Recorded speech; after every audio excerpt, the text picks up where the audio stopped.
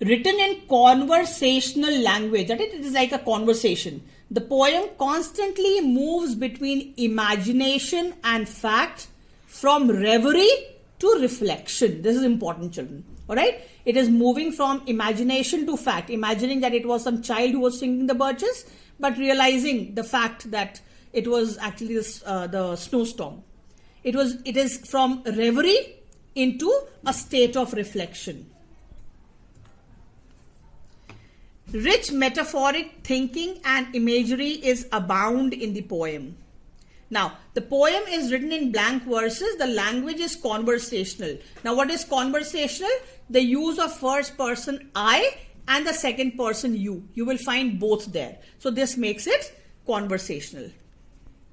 Now, the force behind it is from contrary pulls. Truth and imagination, 1. Earth and heaven, 2nd. Concrete and spirit is the 3rd.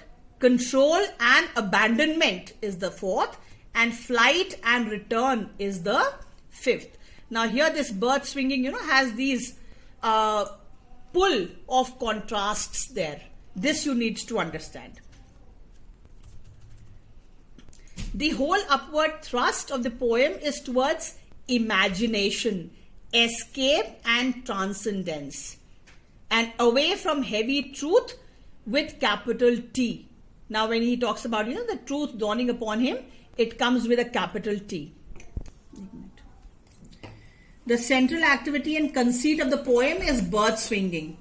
This is a practice whereby one climbs to the top of a birch tree and swings outward, causing the slender tree to bend so dramatically that the treetop reaches down to the ground, allowing the person to dismount. As the poem develops, Frost envisions various metaphorical purposes the practice can fulfill, the practice of bird swinging. Now, initially, it is just the literal description of bird swinging as a sport, and then the poet envisions various metaphorical purposes that this practice or this activity of bird swinging can fulfill. Now, throughout the poem, Frost speaks, or the Frost speaker adopts a stance of self-questioning. Now, what is the self-questioning? The speaker first puts forward a claim, and this claim is often a fanciful or a romantic one, and then he questions that claim himself, and later on he replaces it with a more realistic one. Alright? Initially, what does he say? He says that he would like to think that some child was swinging the trees. Alright? That is what is the claim that he is putting forward. But then, and it's a fanciful claim, but then he questions that claim himself and he replaces that with a more realistic answer by saying that no, the boy swinging from a birch tree cannot make it bend permanently. It can only be a snowstorm that does that. And an excellent example of this can be found in line 3 to 5. The example of which I just gave, that initially he thinks about the boy doing it, but later he claims that it was actually a snowstorm.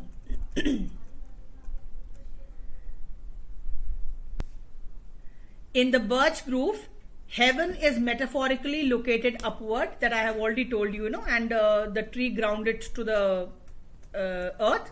This shows how a person is escaping from that harsh reality, yet is grounded to the earth.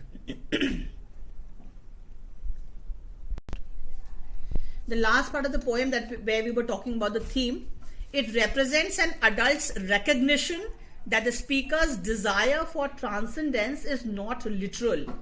He does not wish to escape his life forever, therefore having his wish only half granted in actuality.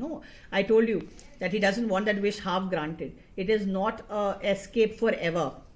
The speaker trying to escape earth, adult existence, for a brief heavenly spell will necessarily be shuttled back down by the law of nature. Now, what is the law of nature? Now, here you are trying to escape from earth and that adult existence only for a brief while, where you wish to experience that heavenly spell.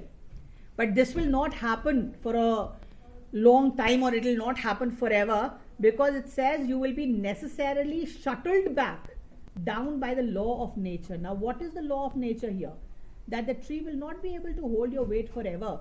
Slowly it will start to bend under your weight automatically and bring you back down to earth.